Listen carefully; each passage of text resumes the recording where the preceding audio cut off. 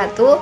Halo semua, di video kali ini saya akan menjelaskan mengenai teori psikologi sastra. Salah satu cara untuk menikmati karya sastra adalah melalui pengkajian psikologi sastra. Psikologi sastra lahir sebagai salah satu jenis kajian sastra yang digunakan untuk membaca atau menginterpretasikan karya sastra. Pengarang karya sastra dan pembacanya dengan menggunakan berbagai konsep dan kerangka teori yang ada di dalam psikologi. Nah, psikologi sastra adalah kajian sastra yang melihat karya sastra sebagai aktivitas kejiwaan. Menurut Royahan dalam Endra Suara 2013, psikologi sastra dibagi menjadi 3 pendekatan. Yang pertama, pendekatan tekstual, yakni mengkaji aktivitas kejiwaan tokoh yang ada pada karya sastra tersebut. Yang kedua, pendekatan reseptif pragmatik, yaitu mengkaji aspek kejiwaan pembaca yang menjadi penikmat karya sastra. Dan yang terakhir yaitu pendekatan ekspresif, yaitu pendekatan yang mengkaji psikologi pengarang yang menciptakan karya sastra tersebut. Nah, salah satu penerapan teori tersebut yakni pada novel Pulang.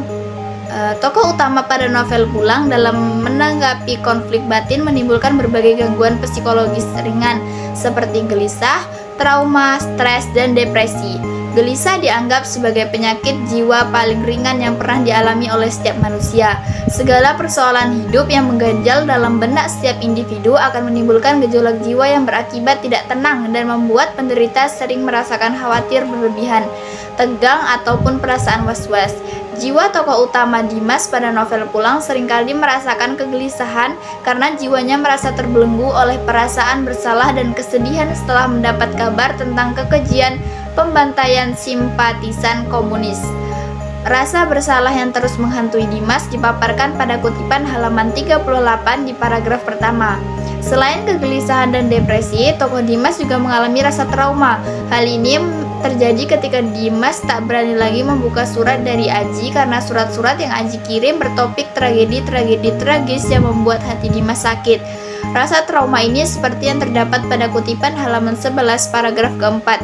Segala bentuk penderitaan akibat konflik batin yang menjadikan kejiwaan Dimas mengalami gangguan ringan. Ini penulis akhiri dengan kematian. Melalui kematian, Leila menjadikan solusi atas penderitaan-penderitaan yang Dimas rasakan, seperti yang terdapat pada kutipan halaman 450. Novel Pulang memiliki banyak konflik batin yang dialami tokoh utamanya. Gangguan jiwa akibat konflik batin tersebut penulis sajikan pada beberapa kutipan teks yang sudah peneliti paparkan di atas.